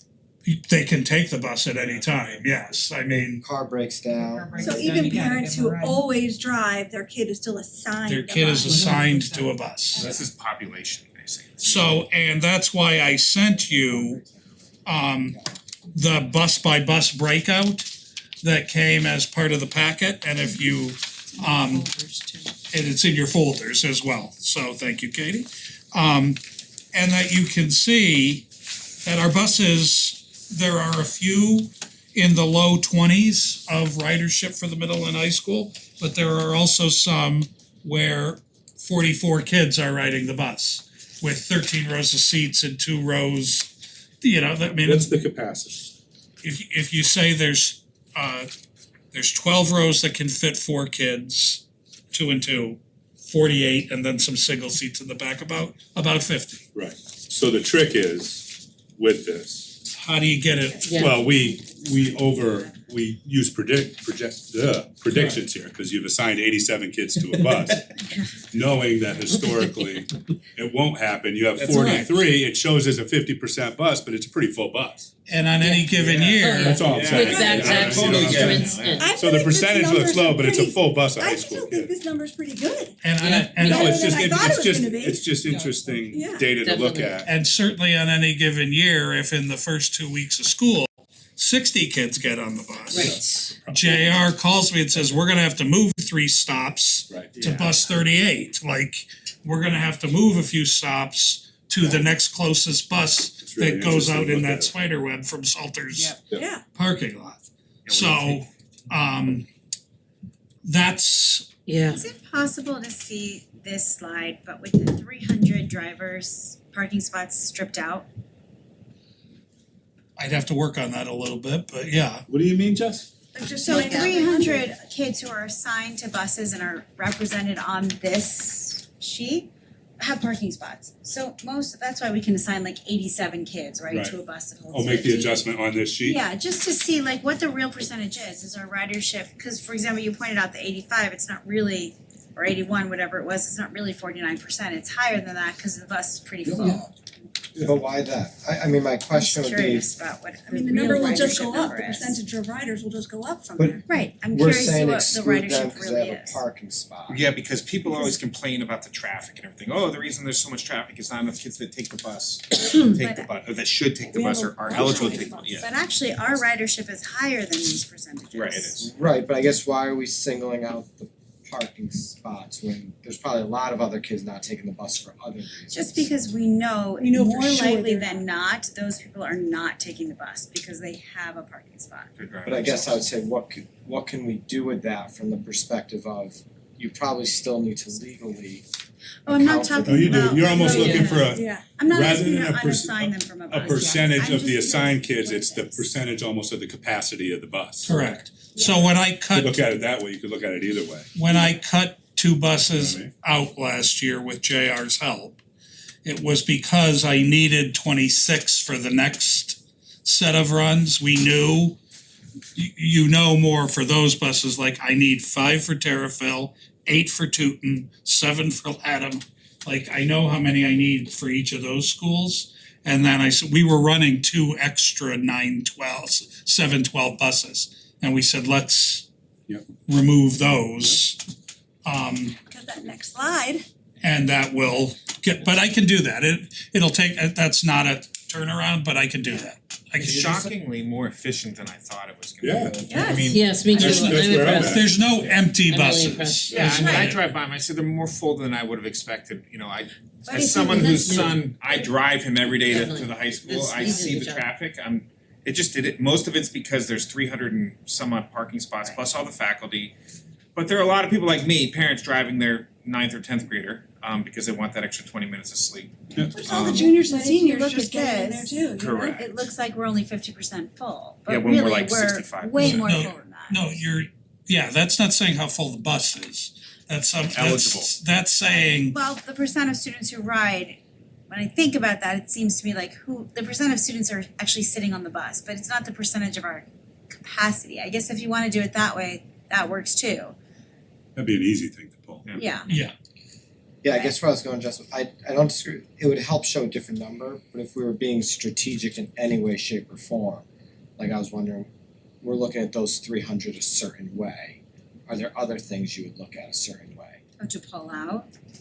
I Well, that's don't- why I was asking why you were wondering about those kids specifically. Only because it's a bucket of kids who more likely than not are not on the bus, but if the better and easier way to do it is the Well, at first, just say ridership, the bus can only fit so many kids. how many seats How are many kids actually are on full? yes, beyond It's like a beyond Right. 44, To Brian- 48 kids. Yeah, but to Brian's point, like, people complain a lot about the traffic and why aren't kids riding our bus? Kids are riding our buses. Yes. These these numbers Yeah. don't really I feel reflect like that. good. I get you.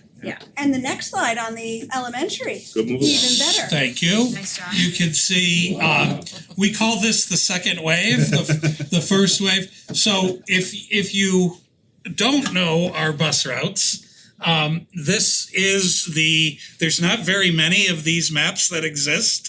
So, and apparently the machine that used to make it isn't around anymore, so, right, we'd have to, frame that. so only a few of us have them. And these are the 5 districts, obviously Squadron in the central to the north, which is a different run.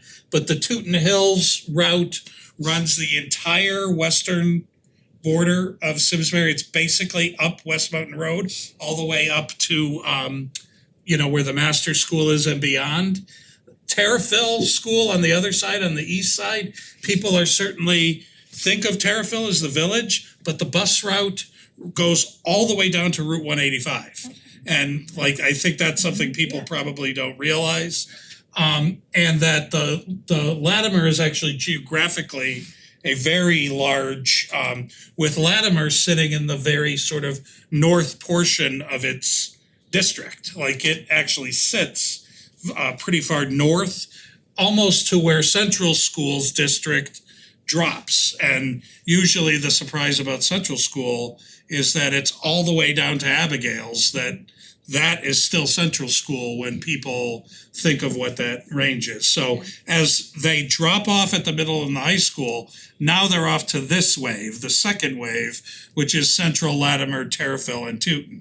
So we still need those 26 buses to do the second wave to those 4 schools. I believe the breakdown is 6 at Central, 7 at Latimer, 5 at Terrafil, and 8 at Tooten Hills. And that's just geographically how we need to do it. This is a higher percentage if you like it. 1,192 students on those 4 schools are assigned to a bus, and 880 of them ride. Almost 75% of those students access a bus. And you can see very full buses at a number of those schools.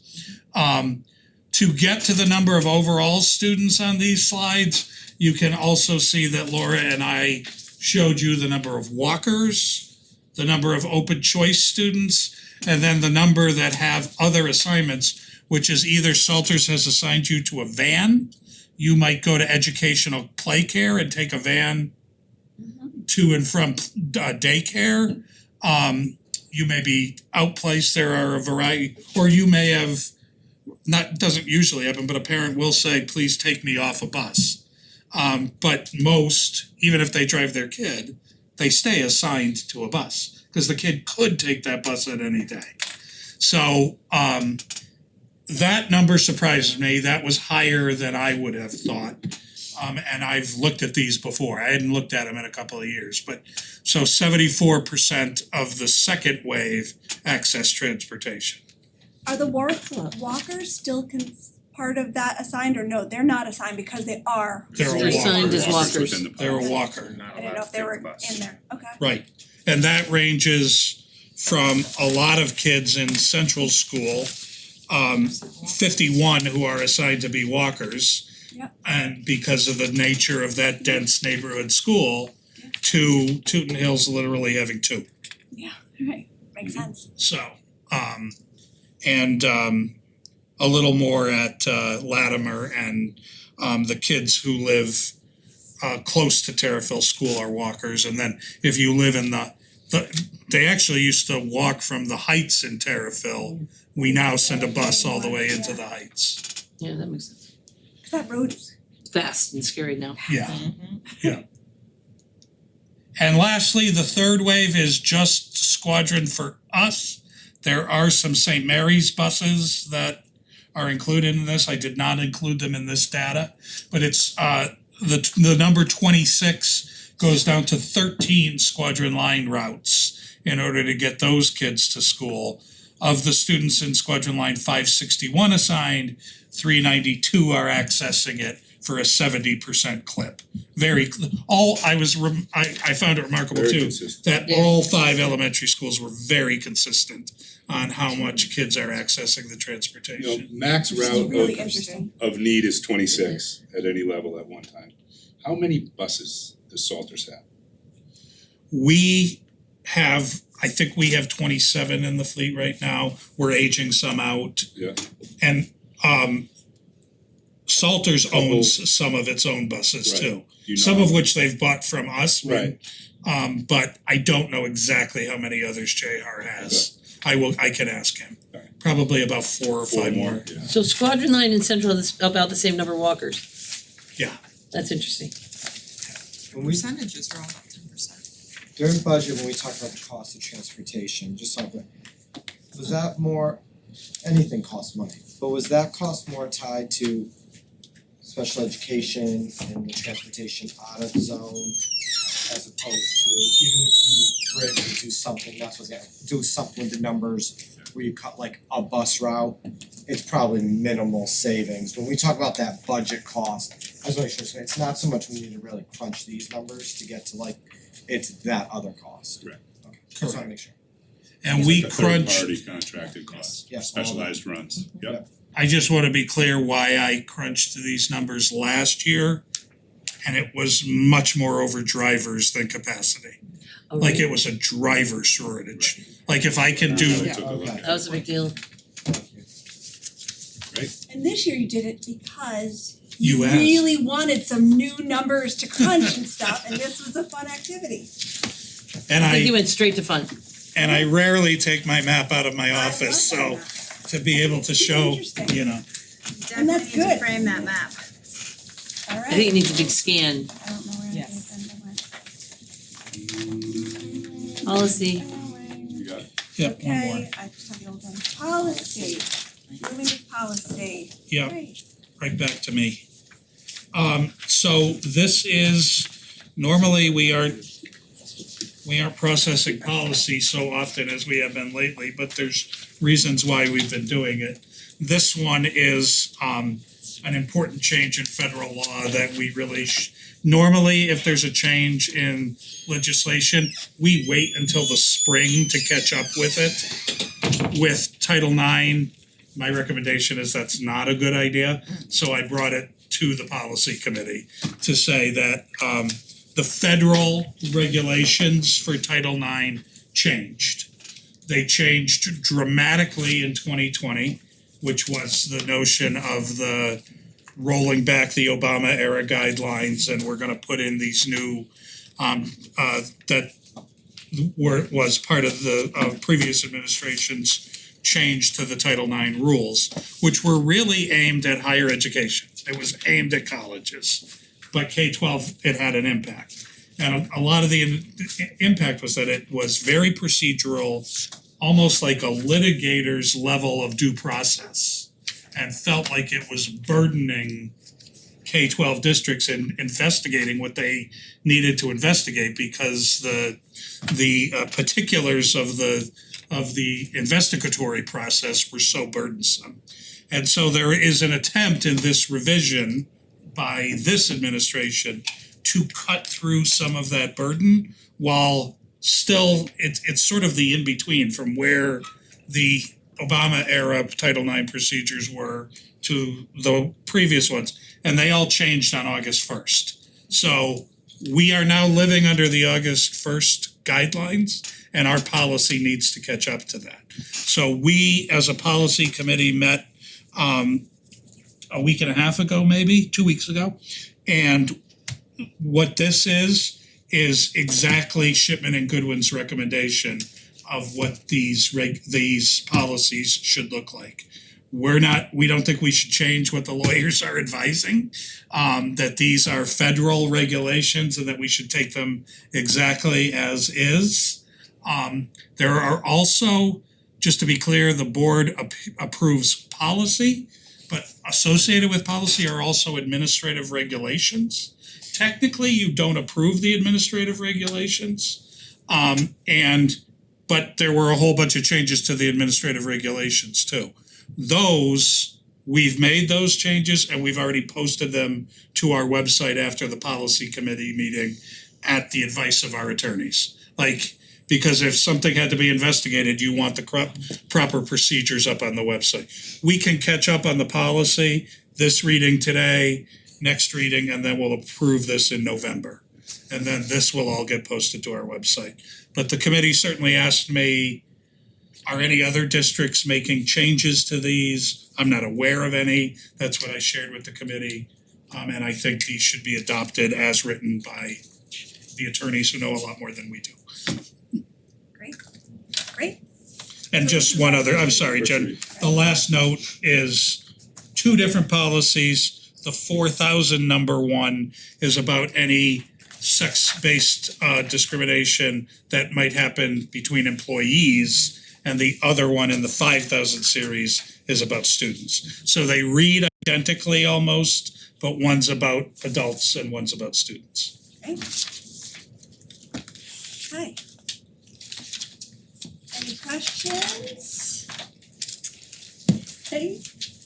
Then public audience again, seeing none. Our next meeting is on Tuesday, October 22nd at Henry James. And take motion to adjourn. Move to adjourn tonight's meeting. Second.